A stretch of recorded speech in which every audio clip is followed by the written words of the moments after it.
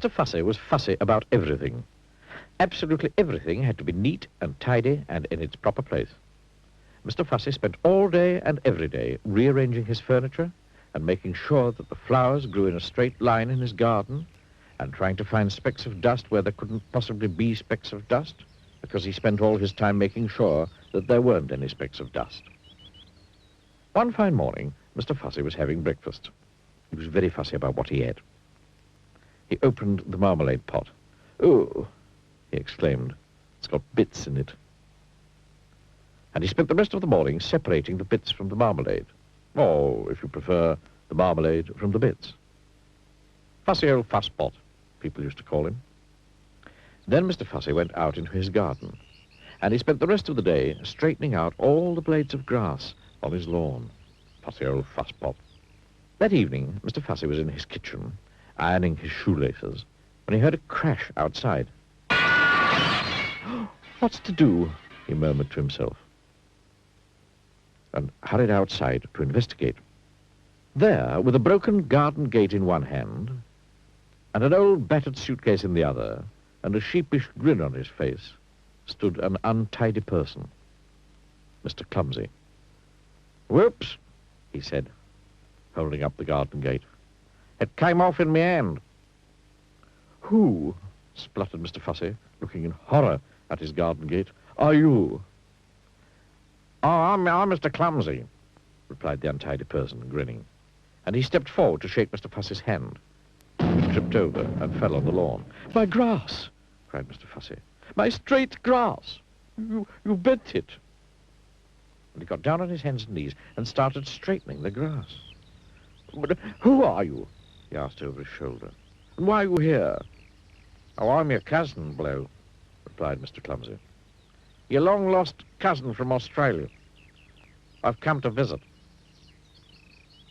"If you look hard, there is a certain family likeness between them, isn't there?"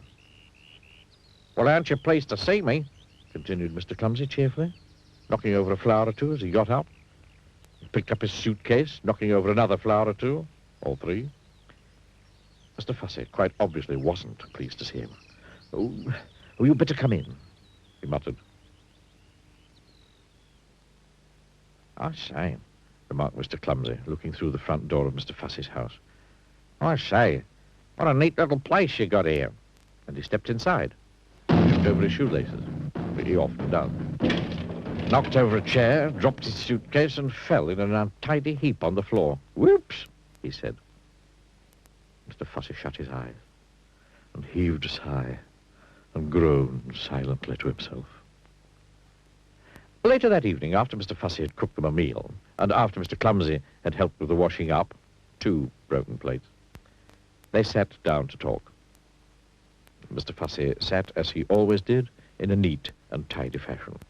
Mr. Clumsy sat, as he always did, in a not-so-neat and tidy fashion. "How long are you staying?" asked Mr. Fussy. "Oh, I don't know," grinned Mr. Clumsy. "Few days, week, year, haven't decided." Mr. Fussy groaned another long, silent groan to himself. And they went to bed.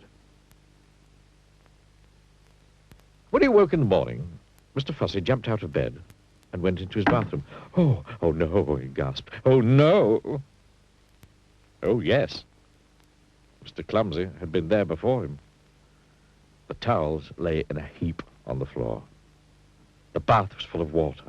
There were pools of water all over the bathroom floor. Half a tube of toothpaste had been squeezed out onto the mirror. What a mess. Mr. Fussy made it all neat and tidy as quickly as he could. Then he hurried downstairs. "Morning," said his cousin cheerfully. "I've cooked your breakfast. Sit down." There was an awful mess everywhere. "There we are. Breakfast," said Mr. Clumsy, carrying a plate of fried eggs, broken fried eggs, towards the table. And then he tripped over those shoelaces of his, and then the eggs flew through the air, and they landed all over Mr. Fussy. Sticky, greasy, yellow, fried eggs. "Whoops," said Mr. Clumsy. After a week, Mr. Fussy's house didn't look like Mr. Fussy's house anymore. Don't you agree? But after 2 weeks, Mr. Clumsy decided to move on. "Oh, thanks for having me, sport," he said to Mr. Fussy. "It was very nice to see you," replied Mr. Fussy politely. What he was thinking was not so polite. "It's very nice to see you going," was what he was thinking. "Well, cheerio," said Mr. Clumsy. And off he went with his battered old suitcase. "Goodbye," called Mr. Fussy, really meaning good riddance. Then Mr. Fussy fussed round his house as he'd never fussed before. Fussy old fusspot. That evening, Mr. Fussy was in his kitchen, polishing an egg, and he heard a crash outside. "Oh, no," he groaned. "Oh, not Mr. Clumsy back again. It can't be. Mustn't be. It isn't." And it wasn't. It was somebody else.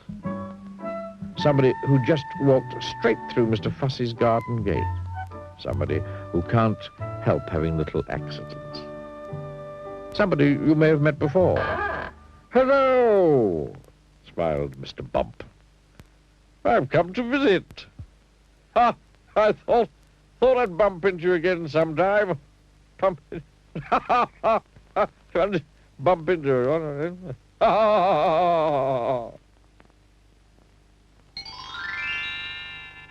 Bum bum ba bum ba bum ba bum bum bum bum. What a lot of Mr. Men there are. I wonder which one we shall be meeting next. Can you guess?